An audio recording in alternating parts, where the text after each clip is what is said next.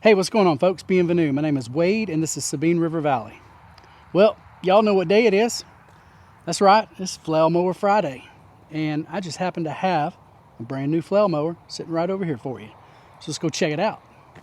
All right, what we've got here is the BCRI 220 from Victory Tractor Implements. Now, some of you might see one of these and see a different name on the back of it, and that's a company named Bowell. Now, they're out of Germany, and Victory is a partner with them, and they do work together. So this flail mower has come in from Bowell out in Germany. Now, this is a ditch bank flail mower. This is an 86-inch cut. They have these that start around a 70-inch cut and get bigger and bigger, and you need more horsepower and more horsepower to as the size gets bigger. So this one looks very similar to my original Victory Tractor Implement flail mower that I got back in 2023. This one, it's got the same color scheme, but it's also got the gearbox for it that sits right here on the outside, on the edge.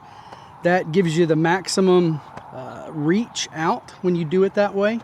Now, this mower is more of an economical line of flail mower. It's still a heavy-duty flail mower, but it is missing a couple things that you're going to find on your more expensive mowers. Like, this one doesn't have a rear gate.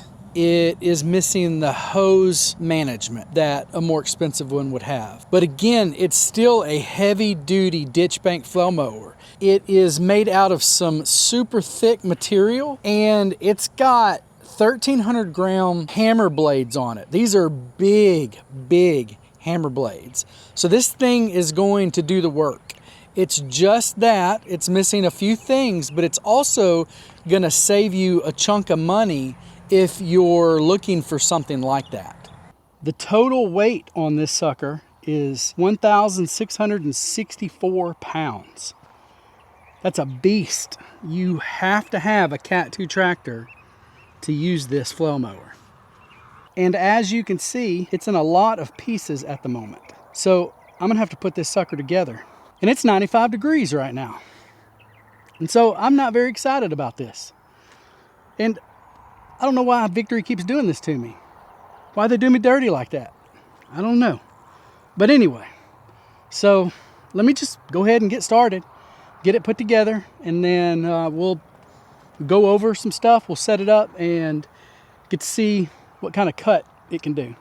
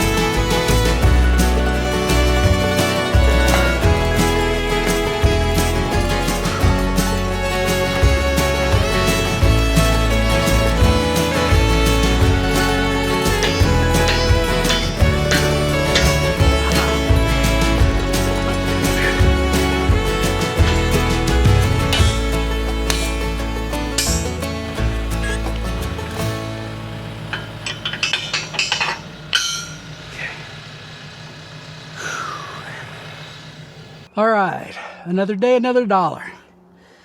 I did get this mower to the point last night that I could get it on the tractor, and that allows me to bring it up here to the driveway by the house where all my tools are and everything. So it's going to be a lot easier for me to work on this instead of having to go back and forth every time I turn around on a new tool that I just, didn't think I would need or had forgotten about. So there are some pins throughout the mower at the moment. This is one of them that, even though I have this on, it's not coming through between these two. So I need to fix that.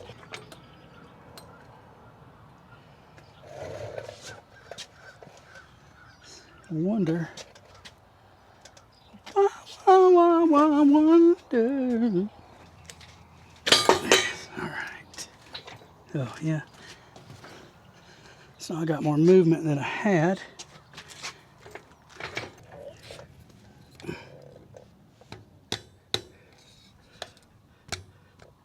Went in.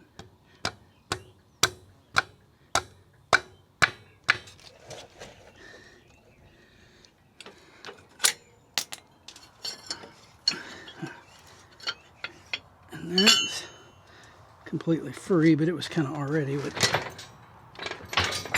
Oh, look at that. Look at that.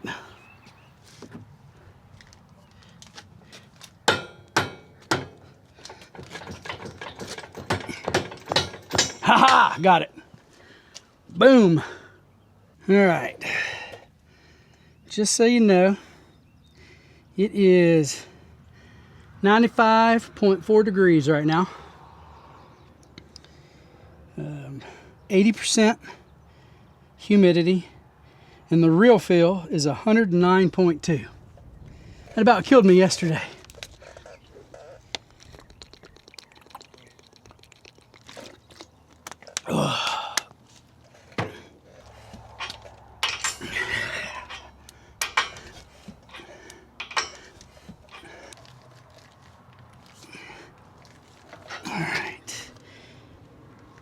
That's in there.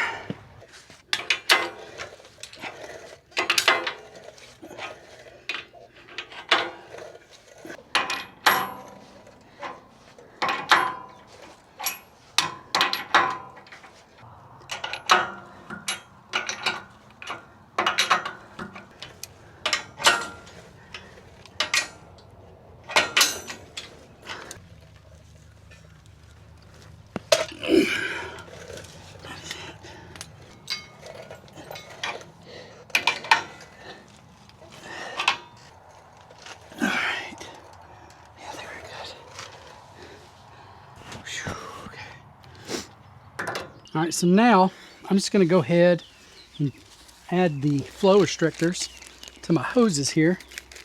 Now these flow restrictors are from inlinehydraulics.com. I'll put the link down in the video for you. These are a BSPP half-inch to BSPP half-inch. So you got a female BSPP to male BSPP, and it's just half-inch.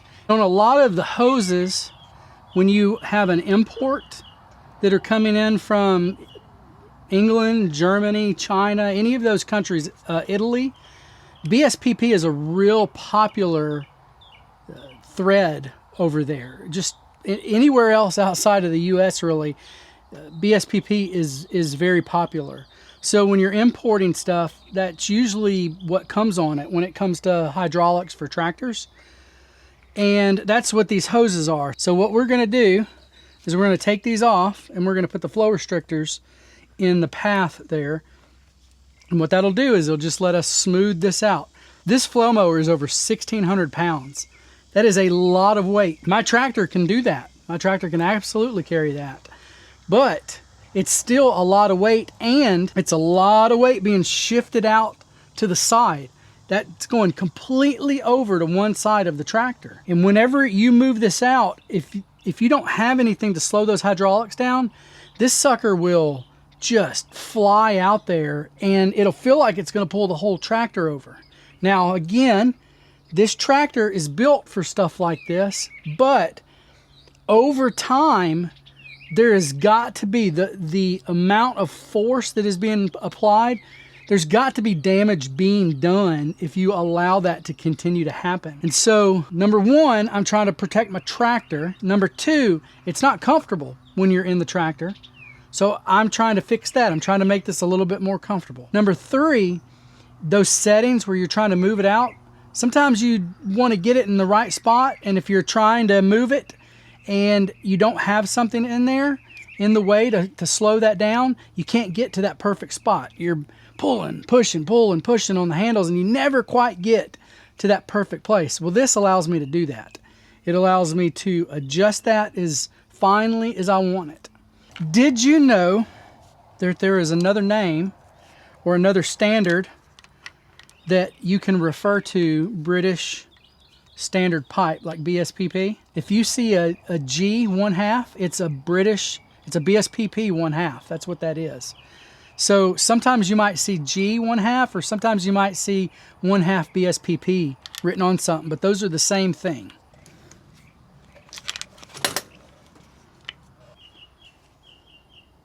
So we do have a bonded washer already on here. We'll put this in its above it and let it tighten down on that one. And then I'll spill some on the ground, because that's what I like to do before I put the coupler on. All right, so the next thing I want to do is I want to get the mower off the ground. I'm going to get under and I'm going to lower the roller down. Out here, I like the roller to be all the way down. That's your main height adjustment, is the roller. So this flail mower is made to ride on that roller. It's not meant to have your 3-point arms raise it up to a height and then cut. That's not how you're supposed to do this. Then you can use your top link, actually, especially if you have a hydraulic top link, to make some micro adjustments. You can only do a little bit with that. You got to be real careful too, because if you get the front guards on the flail mower off the ground too much, a rock can be thrown, anything can be thrown, and it'll hit the ground and kind of like a V shape, hit it and bounce back up, and you can take out the glass on a cab. You could, if you were riding back there on an open station, it could crack a skull. I've broken mirrors. I actually broke a side mirror on the Bighorn UTV over there with the ATV flail mower. It threw one up. So you got to be real careful with that. But anyway, I need to get the roller adjusted. So the best way to do that is to just go ahead and lift this up with the tractor.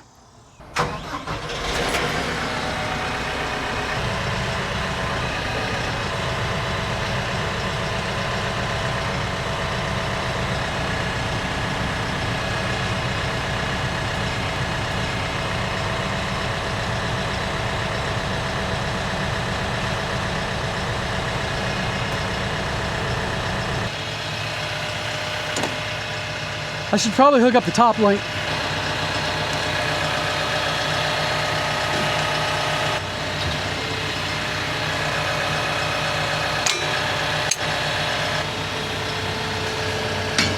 There we go. All right. Now this is another good use for a jack.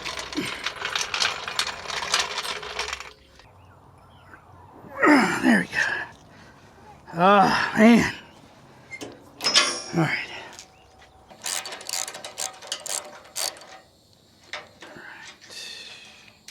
Now, let's lower this down a little.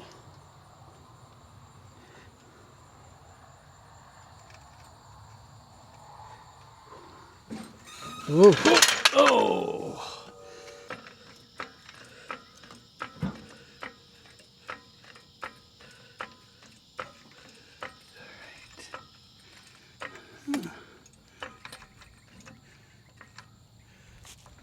That worked out pretty well on that side.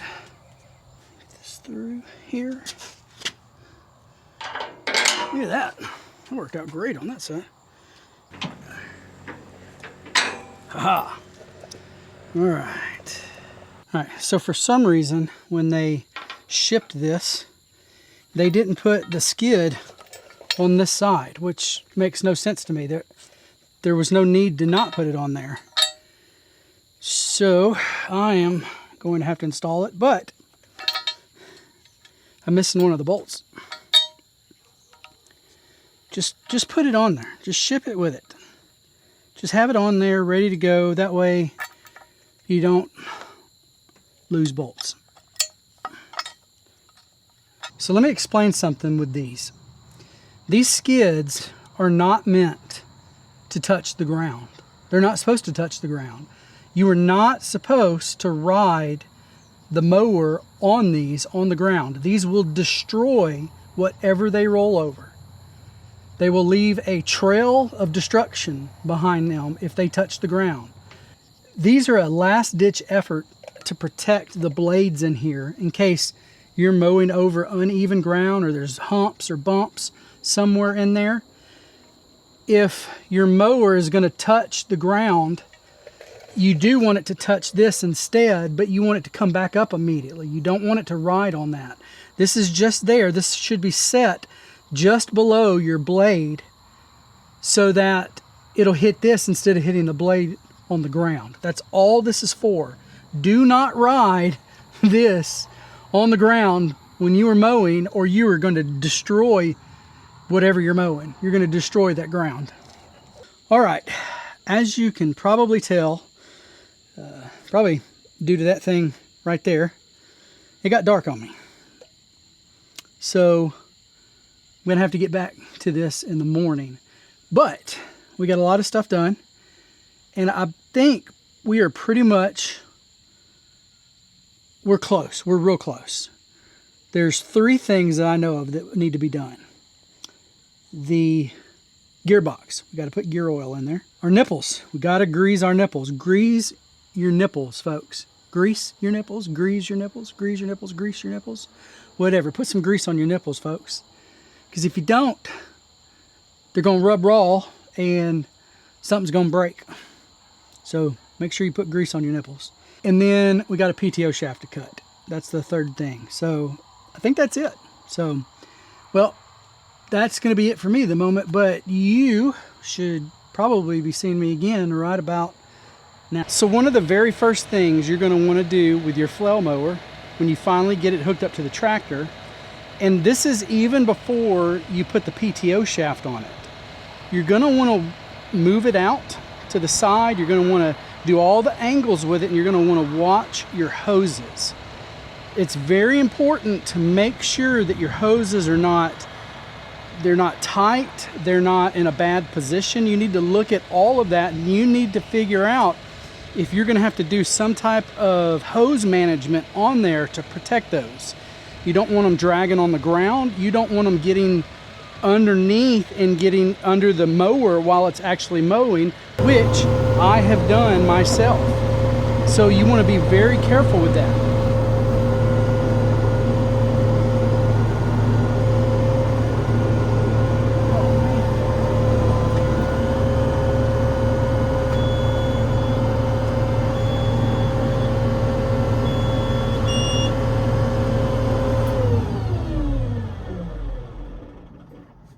The reason that I say that you don't want to have your PTO shaft on yet is because once you get your PTO shaft on, you're paying attention to that PTO shaft. You're watching and making sure that it's not going to come in and hurt anything. You're making sure when it goes out that it's not going to come out. You're focused on that.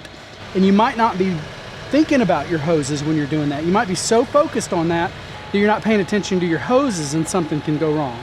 So before you even mess with the PTO shaft, go ahead and swing this mower out, take a look at it, make sure everything looks good with the hoses, then you can move on to the next step, which would be the PTO shaft. So now that I'm comfortable with that, the next thing I want to do is I want to actually measure and cut the PTO shaft. Now, I have had people tell me that, you know, they've had equipment that they didn't have to cut the PTO shaft for when they hooked it up. And that's great, but don't ever just think that that's the case. Make sure you measure for it first. So maybe it will. Maybe it'll just fit and you won't have to cut it.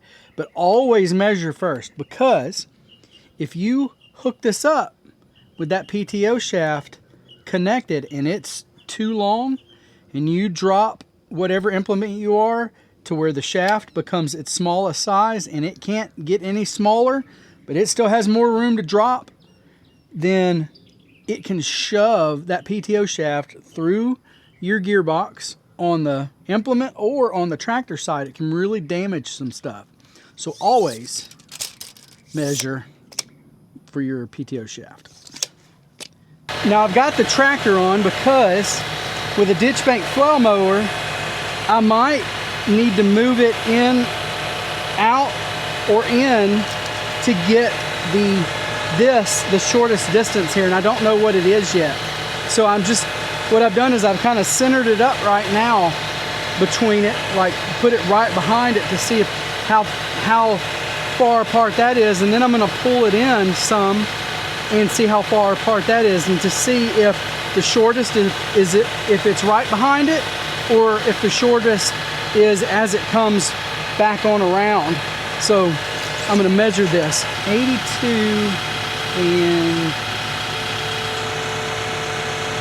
and a quarter right there, and that's just from the back of the gear housing, the PTO housing, to the edge of this. Right, I don't need precise measurements for the shaft yet. I'm just going to find when this gets the shortest distance.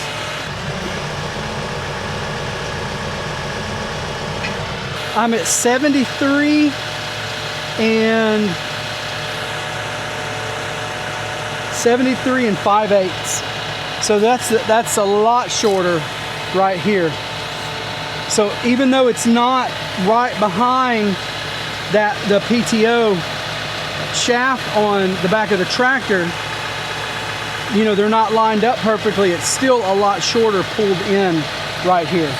So when I'm measuring for the PTO shaft, the way that I like to do it is I like to measure from the groove on the implement PTO shaft. So whenever you hook a PTO shaft up, there is going to be either a bolt or a couple of bolts that go above and below that groove when it gets on there and it locks in, and you bolt that in and it really doesn't come off, you know, without unbolting it. Sometimes though, they'll have little pins that you can push, and sometimes on the back, on the one on the implement side, it'll be on both sides. They'll have two of them, and when you push those in, what they do is they allow that yoke, whatever you want to call that, the connection piece, to move over the shaft, and then when you let it go, those pins go back into place and they go through that groove. They lock into that groove where they can't come out.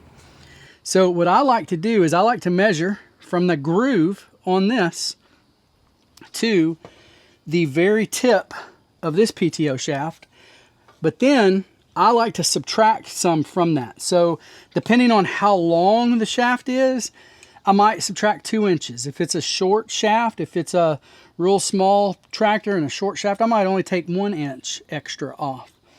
But you'll have to be real careful with that, because sometimes if you're doing this with like a tiller or something on the back of a small tractor, that shaft's already real short, and so you might not need to cut it any shorter. So you got to be real careful with that. But the reason that I go to the tip, not to the groove on that side, is because when I hook this thing up, this thing is going to be in place over here. Well, that connector, that yoke, whatever, when you move it up to the PTO shaft on here, not only do you need to connect it to it, but you might need to move around a little to get in position for that. And if you measured from, if you didn't leave yourself a little bit of room, you might not have enough space to comfortably get in here and move it. So I like to give it just a little bit of extra space there. Right there, right there, right there. Don't move. So 77 and a half is what I think we're at right there. 77 and 77 and 3/4. So 77 and 3/4. So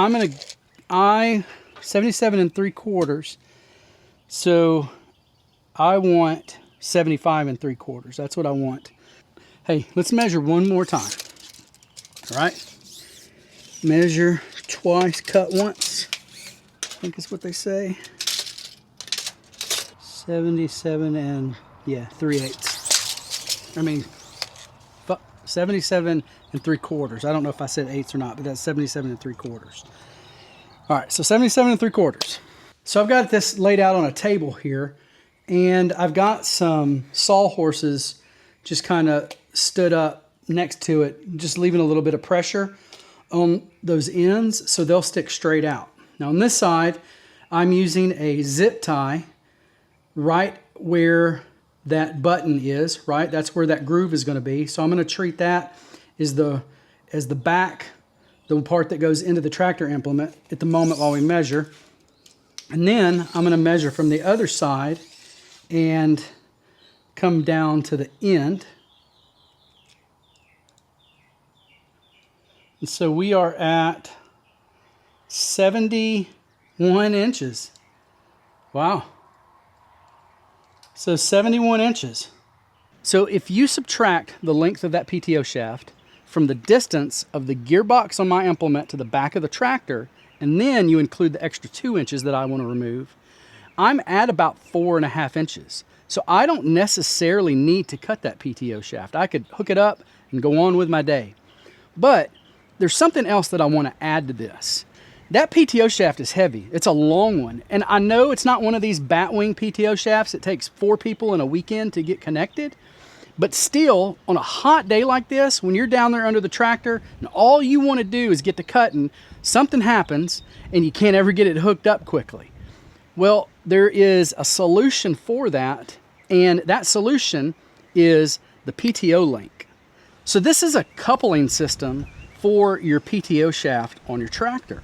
Now think about your hydraulic connections. Could you imagine going up to your tractor every time and having to actually thread those in and screw them down anytime you wanted to connect something? Well, instead of doing that, we created a coupling system, right? We created our quick connects for that.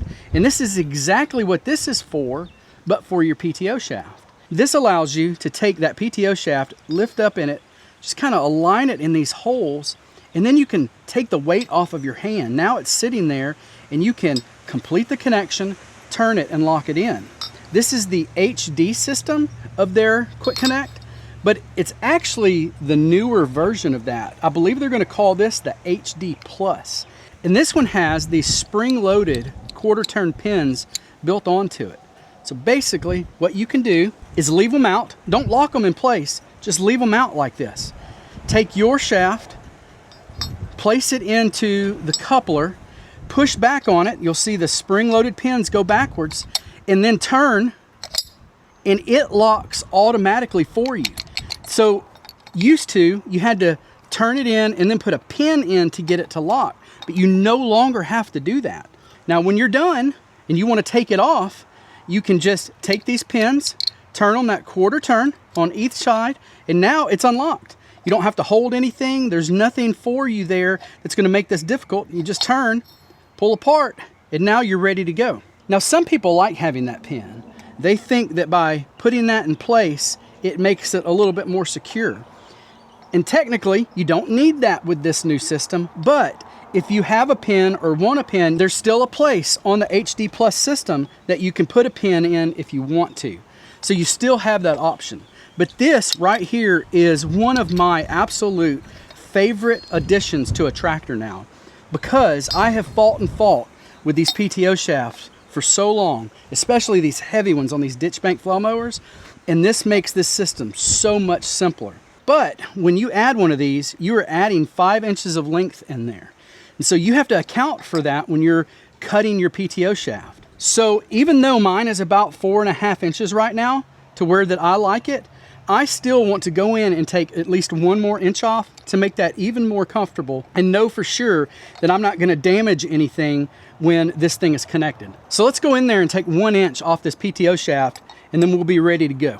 Now when you're cutting a PTO shaft, it's very important that you cut both sides of it. The way these work is one slides through the other, and that's where the length comes from. So if you cut one, but you don't cut the other, then they won't collapse completely. Now when you're cutting though, this PTO shaft shield, you don't want to cut it too far back. You want that shield to be there. So you don't want to come back here or somewhere like that. You want to take the exact same amount off of it that you do on this. So I am going to take an inch. That's all we're taking here. I'm taking an inch off of this. So I'm going to mark my 1 inch line there. And I like to do it a couple places. Here's one. I'm going to roll this over.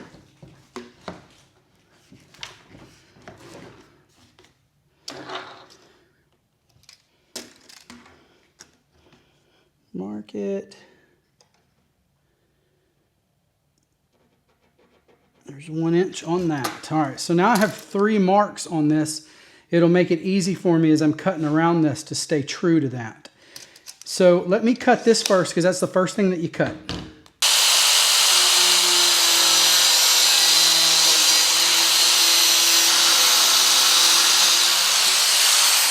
So now take my chalk marker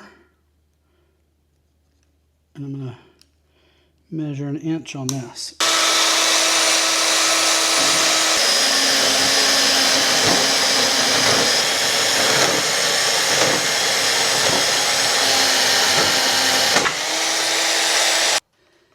Measure 1 inch. Measure 1 inch. Right there.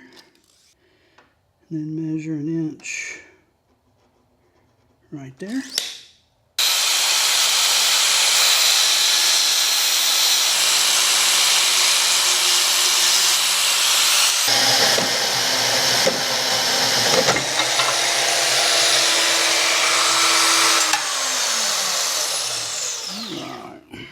To clean these off, I like to use a file, and I'll have a flat end on one and a curved end on the other. I'll go around the outside a little too, but I want to make sure that inside is burr free. So this one, I'm going to do the inside, but the outside is the most important on this one because this is the inner shaft that goes into the outer shaft over there. All right, now with them cleaned up and just a little bit of grease on them, we'll line up the bell shape with the flat end on top on both of these. And they should go right into each other.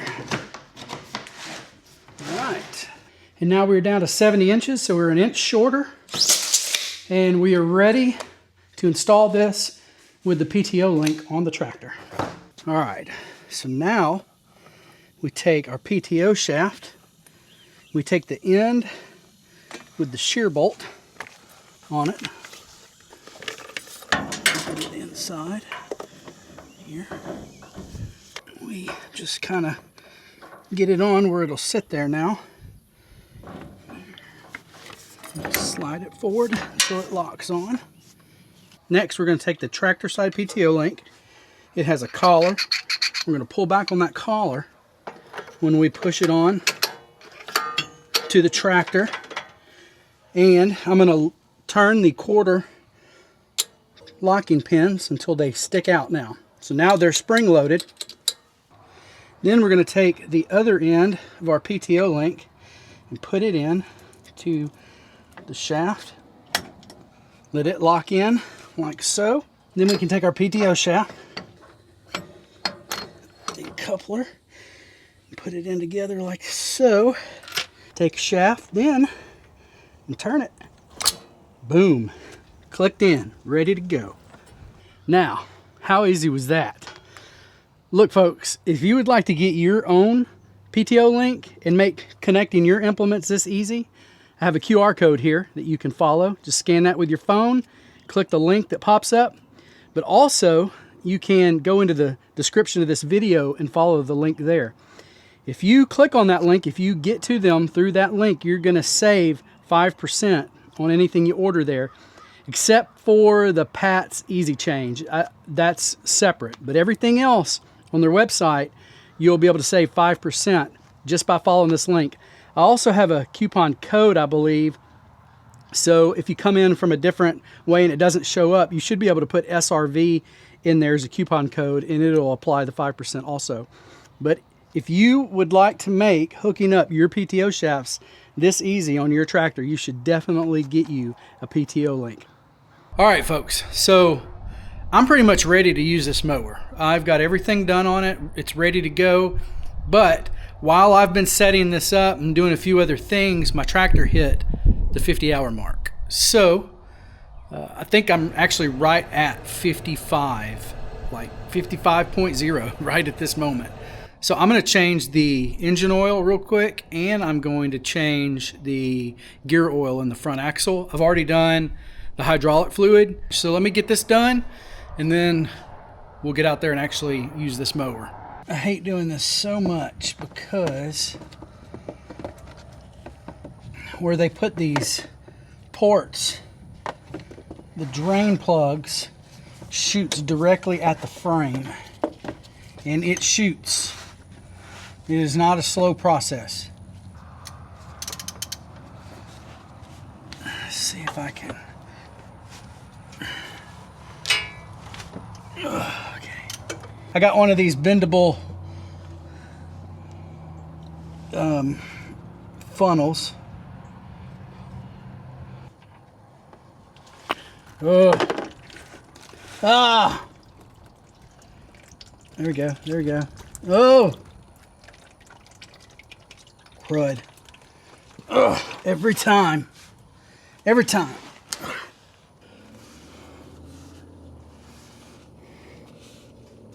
Right, now I got to do the other side. There's a plug on both sides. The other side won't have as much, but it's going to have a little bit. So this is the old filter that came off. It's funny because now this is a Deutz filter, right? Deutz engine. It's the same thing that went back on, except for this one is, I don't know if they painted it. I mean, they definitely got paint on it, but the new one is white. But it's a true Deutz. Numbers and all that match up. So this is 01174416. It's such a small, tiny filter on a big diesel engine like this. And I mean, maybe this, this is only a 2.9 liter, so maybe it's not a huge diesel engine. All right, going conventional. I'm going to do that until 100 hours is up, and then I'll go to full synthetic. It says this takes about 2.2, somewhere around there, gallons. So we'll just kind of start slow with it. Put maybe a little under 2 in first, and then we'll see what else she needs.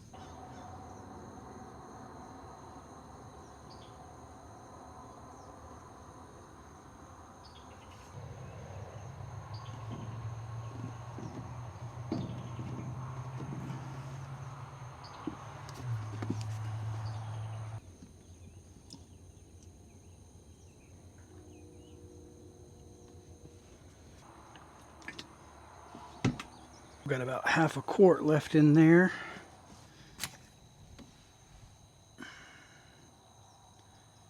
All right, it's on the stick, but it's way down here, and this is the gnarled right here.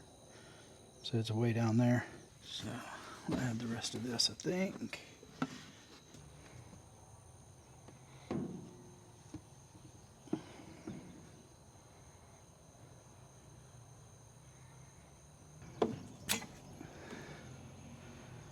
All right, we are just under the minimum mark. So let's add a little bit more. I got this Valvoline dirt cheap at Napa. It was on sale. I think it might have been $14.99 a gallon. Okay, I'm right there at the full mark, at the very top.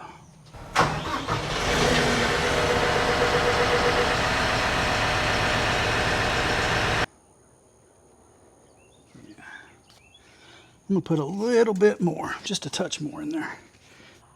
right at the full mark. All right, now it is the front axle. Get this gear oil out. Break that open.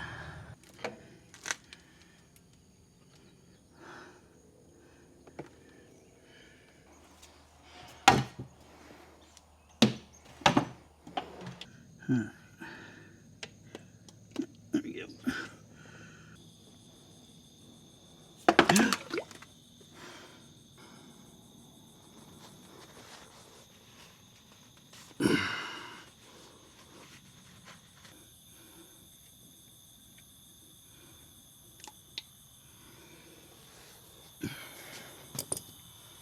All right, so what I'm going to be putting back in here is the Triax Gear Premium LS. If you go into the product data sheet on this, it actually says that this is API GL5, but it's also API GL4 certified. So this is good to go with anything that needs to protect those yellow metals. Any kind of GL4 requirement, you can use this in that.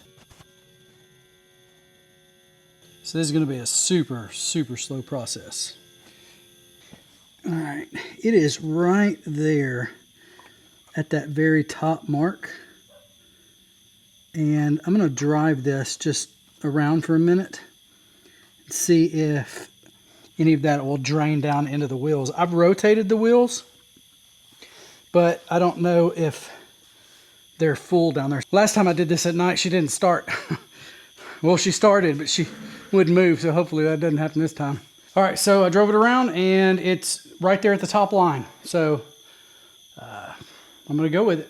Now, this came with gear oil in it, but I am not going to use that. I don't know anything about the oil in this. Now, I'm going to put in something that I trust, and I'm going to start off with this Lucas, this 85W140. That's what the manual calls for. So I'm going to put this in, and I'm going to run it, I don't know, 4, 8 hours, I don't know, something like that in this. And then after that, I'm going to drain it, and I'm going to put this, it's 75W140, which will be fine. It just means that it will start better in cold climate, which I probably won't be using this in cold temperatures. But on the top end, the 140 is going to be great for the heat out here, and the heat that's built up in this thing. And so this is the Valvoline full synthetic that I'm going to put in it eventually. Now, it says that this takes 1 quart of oil, but I did not get 1 quart out of this. But it does have a level plug also. So that's what I'm going to do. I'm going to fill it until it starts to seep out of that, and I'll know that I've got a good amount of oil in there.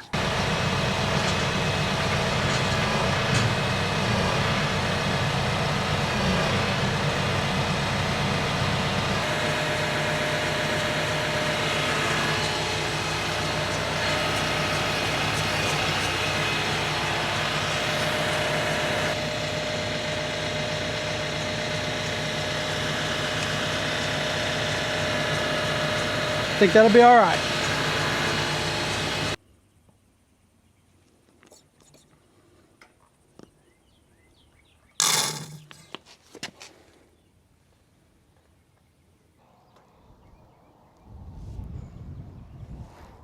Ah, there it is. So it took a hair over 1 quart, but it is right there now. Perfect. So now I know that she has good oil in her. I don't have to worry about that. It's a good conventional oil. It'll be great for the break-in period. So that just makes me feel better about taking care of this gearbox. Also, that only took me like 5 minutes to do, so why not do it? Now I know for sure that I've got good oil in there. So we've got everything on the checklist done. We've got grease on all the grease nipples. We've got new oil in there, gear oil. We've got the tractor greased up. I've gone out and made sure that I like the alignment on the hitch, the way everything is set up.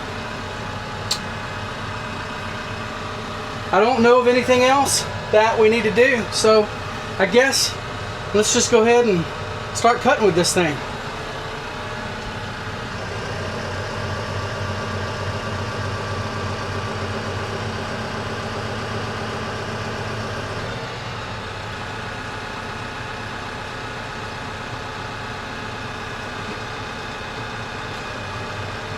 All right. Keep an eye on my hoses. And let's go ahead and start her up for the first time.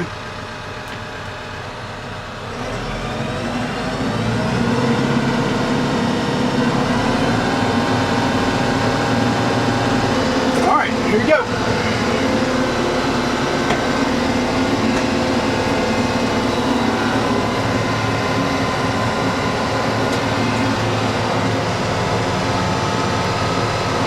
She ain't doing nothing. Bet I broke a shear bolt. Okay, so let me tell you a little story, especially after what happened yesterday. This flail mower came with a weird PTO shaft. And yeah, it's just a weird PTO shaft. It does not have a shear pin in it.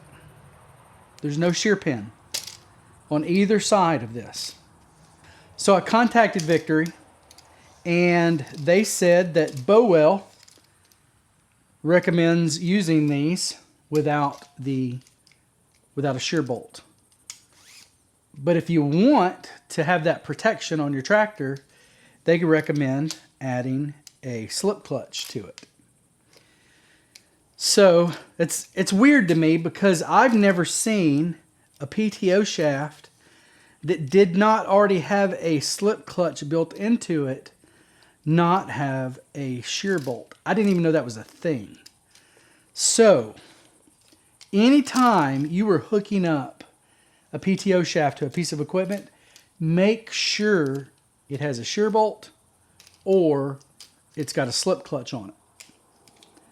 Because obviously they do make those. I had a PTO shaft, a big one like this, for another brand, and that's what I put on there. That's what I was going to use to test this out once I found it out. So I was hoping that I could come back and report to you, hey, get you a PTO shaft that's got a shear bolt in it. But it doesn't look like that would help anyway. I got out there and I tried to fire up the mower, and the shear pin broke on my PTO shaft. I replaced the shear pin and it broke the next one. Well, I went to Tractor Supply and bought what I hoped was a better quality shear pin, and it broke that one. Now these are 8.8, so they're metric. They're kind of around a a grade 5 on kind of a US scale. So a lot of times shear bolts are grade 2, that's it.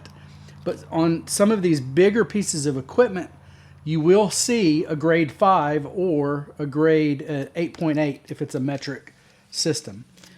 So I broke all of those. It will not break one.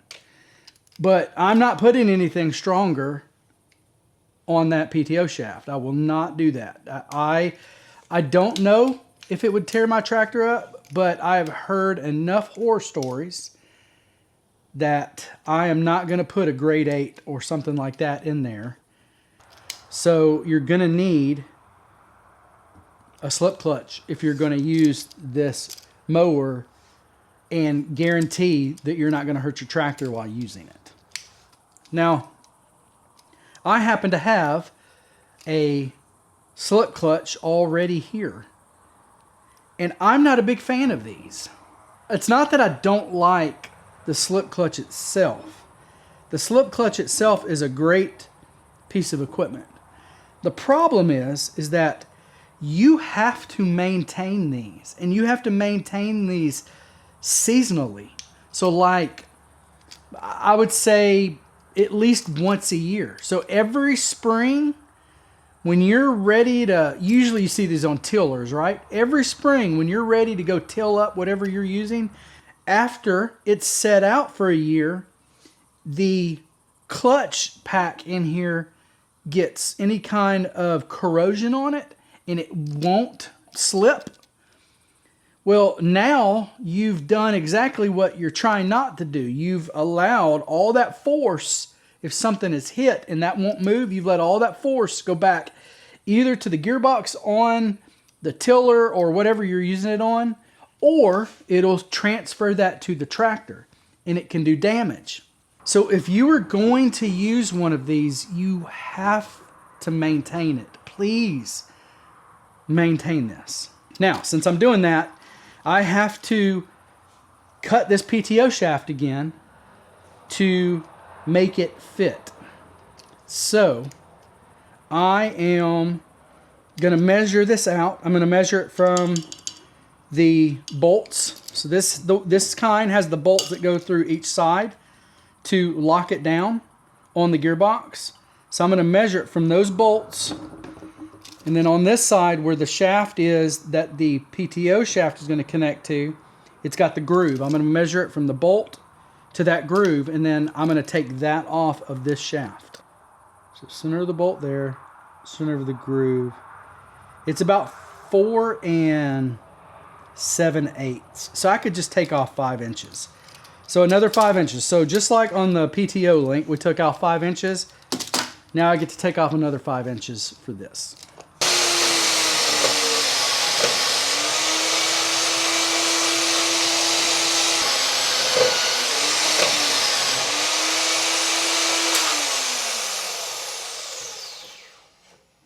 So let's get this on to the shaft here. There we go. This has a bottom and top bolt.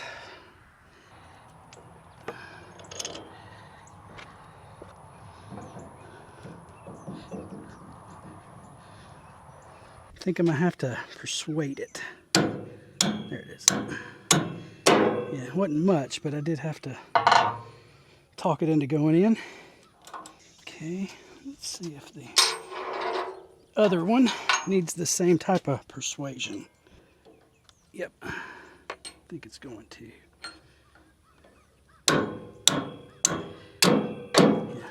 Yeah. It's not much, just a little too much for your hand to push in.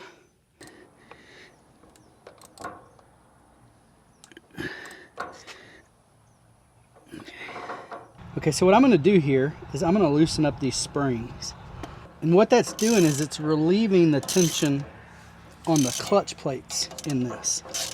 Now the reason that I loosen these up is because behind this plate here, this first one, there are some clutch plates. And there's usually at least 3 of them. So what'll happen is they are compressed together by the tension that you put on these springs. And when you loosen them up, it allows them to spin. But when you tighten them up, it compresses them where they won't spin free of each other. My tractor is putting out more torque than a 30 horsepower tractor would put out.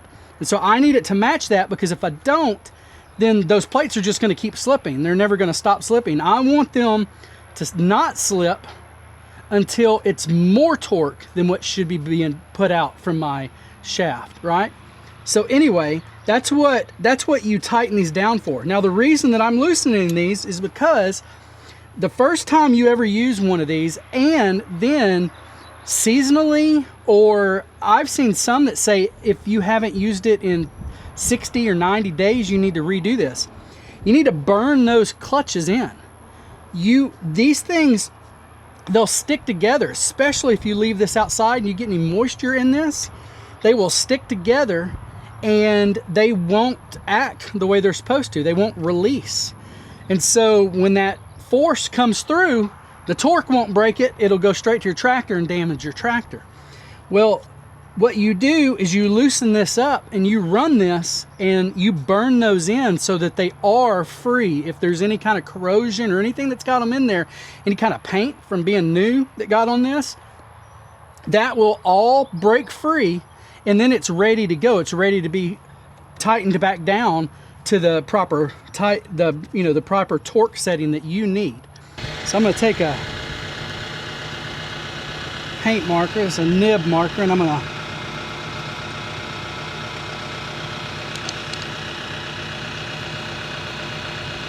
down in there. You see there, I went across. So you see the one in the middle, and then you got the two on the sides, 2 plates. So I marked across that.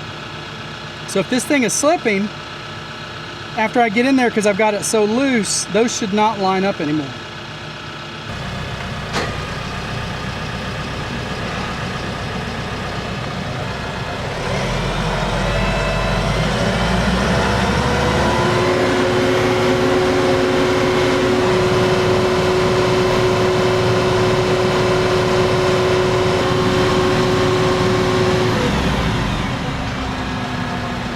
All right, so I'm gonna turn this.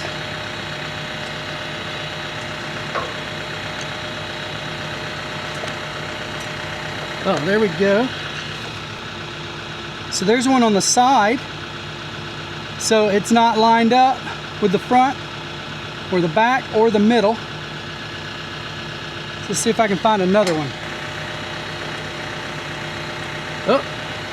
There's the one in the middle, and then there's the back one. So they're all slipping. They're not lined up anymore. So that's exactly what we wanted to confirm, that they are able to slip. This is not the tension test. This is the just making sure that those clutch packs are not frozen together. So now we can tighten this up to where we want it to be. This is an FCS 165 model. And the way that you set this is by the spring distance.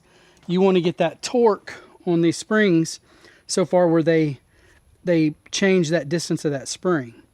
And so on mine, I'm trying to get to, it might be the tightest on this. My tractor, according to the specs on this, I believe this supports up to 1,000 inch-pounds of torque, which comes out to around 664 foot-pounds. Well, my tractor produces 661 foot-pounds. So basically, I'm going to be close to just tightening these to as far as they'll go to get to that area. So I'm gonna tighten them. I'm gonna look. I found some information online. I'm not 100% sure it's accurate or not. But I think that somewhere around 27 millimeters is going to be right for my tractor. All right, folks. So this is future Wade of this video. And I got my readers on because I'm trying to be smart right now. So later on, when I was cutting, after I did the video, the slip clutch, when I started going my full speed, it actually slipped. And it started slipping. It wouldn't engage. So I didn't have it torqued down correctly. And I want to make sure that I do. And so instead of just guessing, in the video I was just kind of guessing at what I needed to torque this at. This time I'm going to use math on this. So this slip clutch is a 1,000 Newton meter slip clutch. So anything that is 1,000 Newton meters of torque, when it hits that, this slip clutch can support up to that much torque before it slips. Now, anything over that, it can't. It'll just slip. It'll just continue to slip. But anything under that, you should be able to adjust it somewhere in there and make sure it doesn't slip until it hits the point you want it to. All right, my tractor is 67.1 PTO horsepower. So that comes out to about 652 and some change foot-pounds torque. But if you convert that over to Newton meters, that's 884.9 or something like that. So 885 Newton meters of torque. So what I want to do is I want to figure out exactly the amount of torque I should be applying to those springs. So if I know that my tractor can produce about 885 Newton meters of torque from the PTO, well, out of 1,000, we know, that's just easy math, that's about 88.5%. So if I measure the springs at when they're loose, there's no torque on them at all. That'll be their widest point. But then if I tighten them up as tight as I can get them and then measure, I know that that's the most it can be torqued. So if I take that, whatever that number is, maybe it's 15 millimeters, I don't know, something, and I go in and I take 88.5% of whatever that number is, and I torque that much on the springs, well, then I should have my 88.5% torque on it, right? So I'm probably actually going to go just a little over, because I don't want it, I'm okay with it being a little over that. So I'm thinking probably 90%. So I'll probably torque this down to 90%, because that's not, if something really hard hits this, if this hits something hard, right, a big rock or something, and it tries to stop it, and it's enough torque to damage something, well, it'll go way over that 90%, right? It'd be something devastating.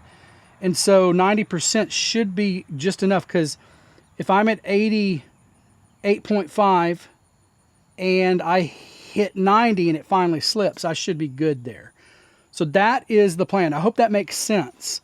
I'm just kind of using some math here to try to figure out how to torque this down. So if you have a slip clutch and it has these springs on it, there's a couple different designs of slip clutches.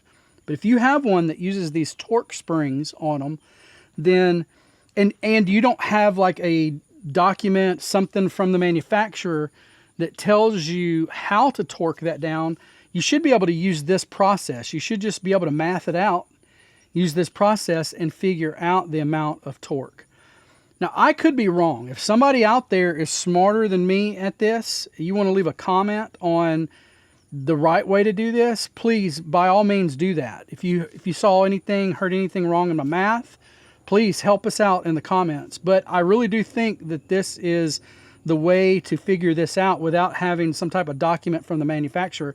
And in fact, it's probably how the manufacturer would have calculated how much, torque to apply to the springs to get to whatever you need.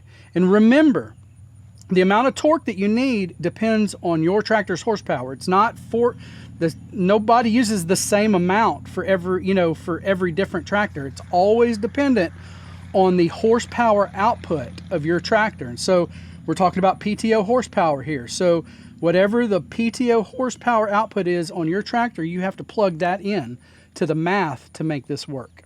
All right, so what I want to do is I want to loosen one of these springs.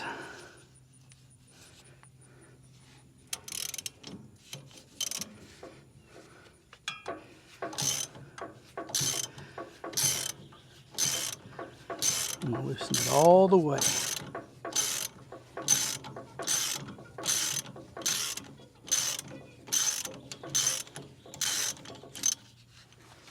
All right. So that is completely loose. With this completely loose, I'm going to measure this spring. And so right there, I'm going to measure just the spring.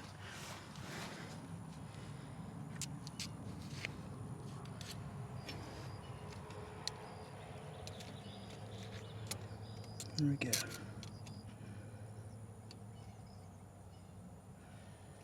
That is 43.5 millimeters. So the spring completely loose with no tension on it is 43.5 millimeters. Now I want to tighten it completely up, all the way up. So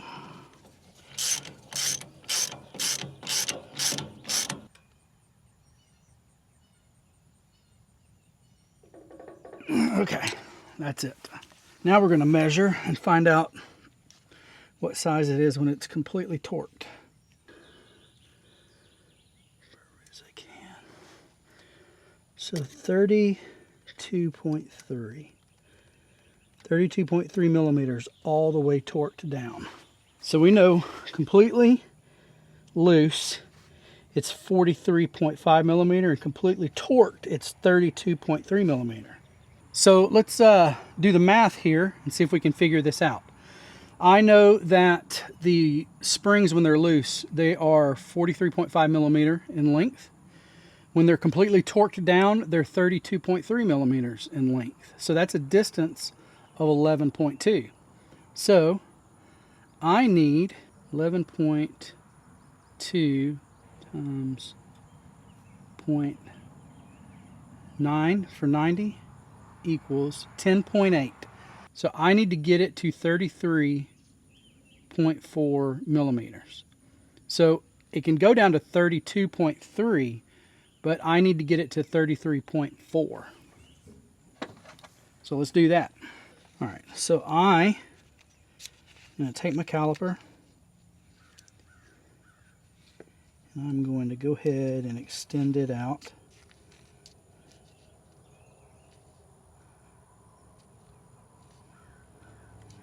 to the right distance.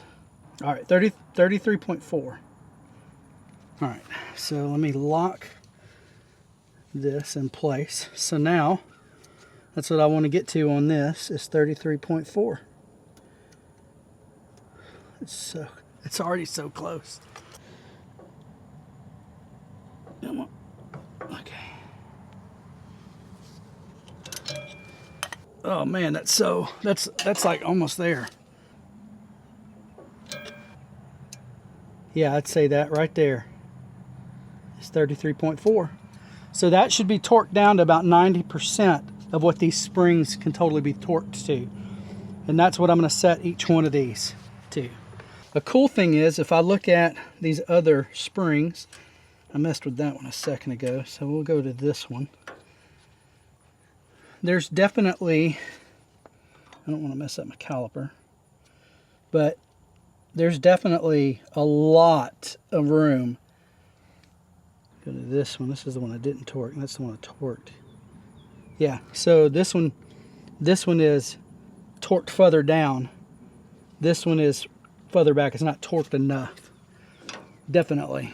Probably 2 or 3 millimeters. It's a big difference. Good. Good. Good. Good. All right. So I've got all of them with the correct torque on them, I believe, which is the correct torque. So I'm just going to run it like this. I'll report back later. It won't stop raining. The weirdest summer ever. But I'll report back in another video. Something. I'll put a post on YouTube or something. Something I'll do. If this is still slipping, I will let y'all know somehow. So, but I hope that made sense to y'all. I hope that helps y'all figure out how to math that and figure out how to set a torque on these slip clutches if you don't have a manual or something like I don't. I don't have a manual that actually shows me how to do that. Now again, this is the one that uses these springs like this on the front. They're a different type of slip clutches. Some of them I believe are internal to the system, and you might not be able to measure it as easy. I don't know, I don't have one. You could probably figure it out somehow, but in those situations the manufacturer usually has a manual that tells you how to do it. So either go by that manual, or if you've got one like I do, then you can use the math like I did here to figure that out. All right, back to the video. And I apologize for it for being so stinking long. I'm editing it right now, and it is so long. I'm sorry. It just, everything that could happen happened in this. So anyway.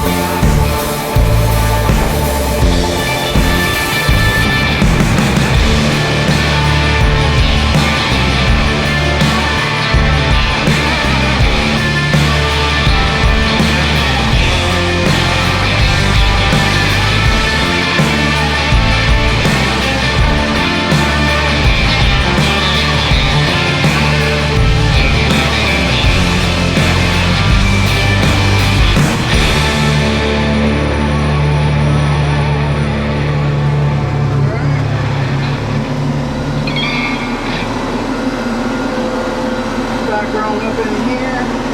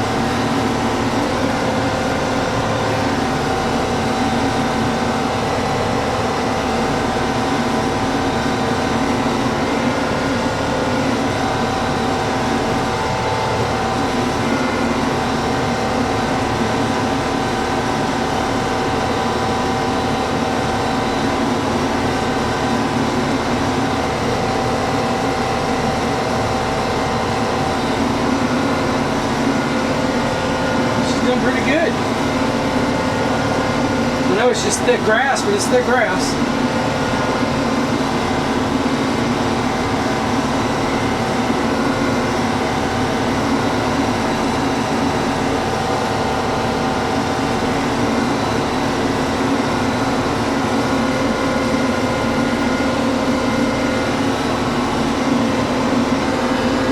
Now, right here where I'm at is a ditch, is a culvert, and I need to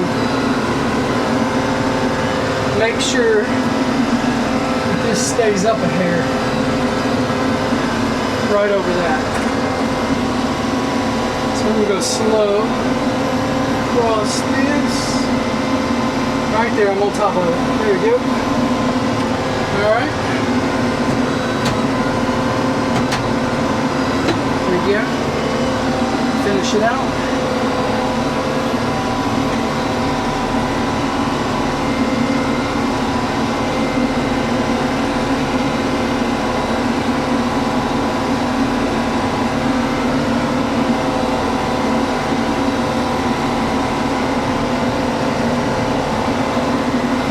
All right, set her down.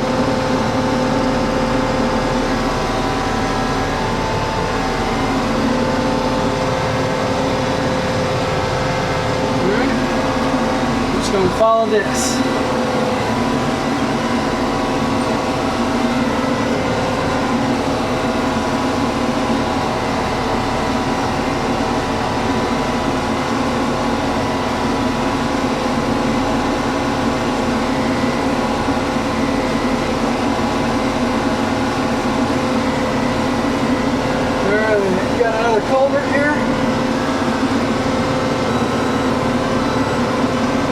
sure it's not tilting down.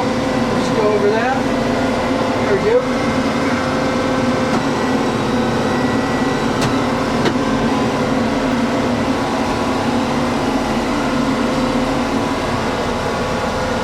All right.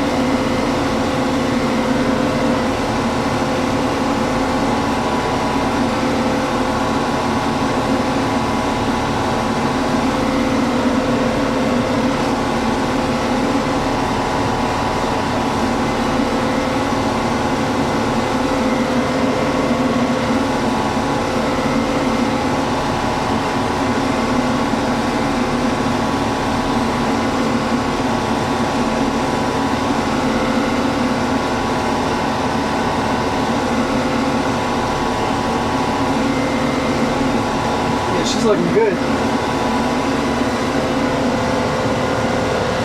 There's some definite thick stuff right here. So she is doing a good job on that.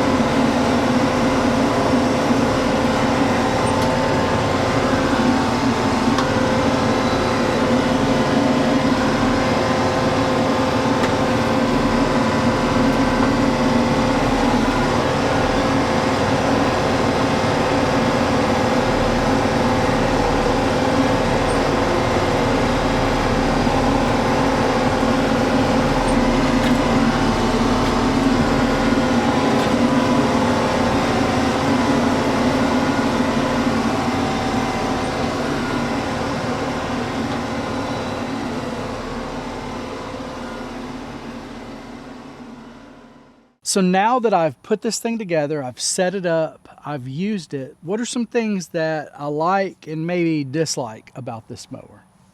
Well, number one, this is a very well-built mower. It is a heavy-duty mower.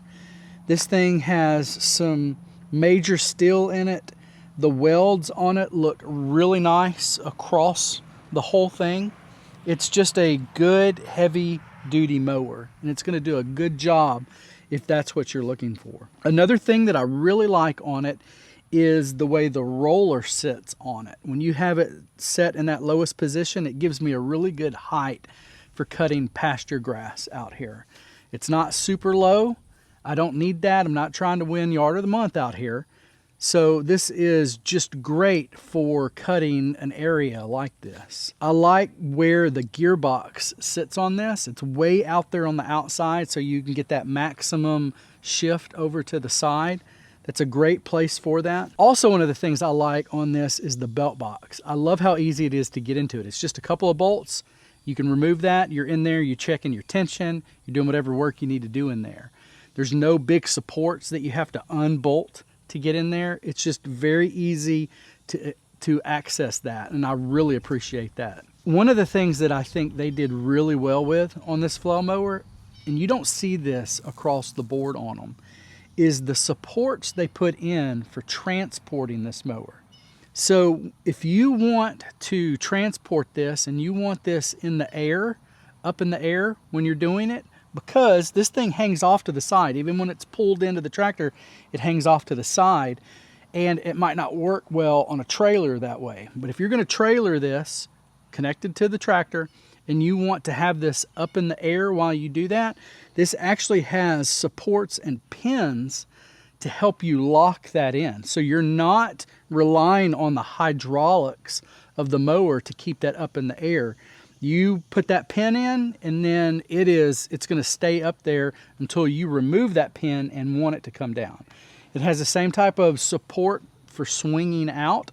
So you've got a pin that you put in place and it won't allow it to swing out. So those are some really good features for transportation on this. I also really like the blades on this. The hammer blades on this are really big and beefy, and it also has bolted into the front of it. It's got this bracket with bars on it that are almost like extra teeth, and so when those blades come around and pinch that grass between it, it actually helps chop that up. It helps mulch that up a little. So that's a pretty cool feature on this that I haven't had on any of my Flail mowers yet. So there are a lot of things on this Flail mower that I really like, but there are a couple of things that I'm not a big fan of. And one of those is it doesn't have a rear gate. I like a rear gate on a mower because it makes it more versatile. You can open that and do work on it. You can open it if the material is really thick, and it'll help cut it without mulching it so much. So that's something that it's missing. I do not like these bars on here, and I was told that these bars are actually protection for you and not the mower itself. But you know, these bars, they get hit, you run into things with this. It's a heavy duty mower, so you're doing some big stuff with it, and they hit things and they get bent up and they end up looking like Austin Powers' teeth from that first movie. So I'm just not a big fan of that. Another thing is the slip clutch. You know, I know a lot of people like slip clutches, so that's really a personal preference. That's nothing, I don't think, that makes the mower any worse. It's just whether you like a slip clutch or not. I would much rather use a shear bolt myself, but I do know, again, that a lot of people like slip clutches. And then the one last thing I would say is the hose management, the lack of hose management on it. They have done a few things to help you with that, but I really like the hose management on my tank. It really keeps those out of the way. It makes sure that I'm not going to damage those hose in any way, especially getting them pulled under the mower and chopping it up. Now, some of these features that I just mentioned, like the rear gate or the hose management, those are features that you usually find on a more expensive flail mower. Now, this flail mower is definitely a heavy-duty flail mower, but it's also really an economy heavy-duty flail mower. So buying this is going to save you a little bit of money. And if you use my link here, you'll actually save a little bit more money on top of that. But if you are, if you have that budget and you really don't want to spend money for the most expensive version of a ditch bank flail mower, well, this would be a really good option for you. It would be an option for me. This is something that I would have looked at when I was first looking for a flail mower. So, oh, and it's going to rain on us. Yeah, man, it will not stop raining. Well, I think that's it for this video. We'll probably show some more videos of this flail mower being used in the future. But for now, I'm going to have to leave y'all with it. Now remember, we are trying to get to 5,000 subscribers. We're so close. And when we get to 5,000 subscribers, we're going to have a live stream and we're going to give some stuff away. And I got some cool stuff. Oh man, I can't wait to talk about that with y'all. So subscribe. If you're not a subscriber, subscribe. Get your friends, get your mama, get your pastor, get your teacher, whoever, get them to subscribe, and we'll get to that 5,000 subscribers, and then we'll do our live stream and give some stuff away. But anyway, outside of that, this is pretty much it, and I really appreciate y'all watching. Thank y'all so much, and Lord willing, I'll see y'all on the next one.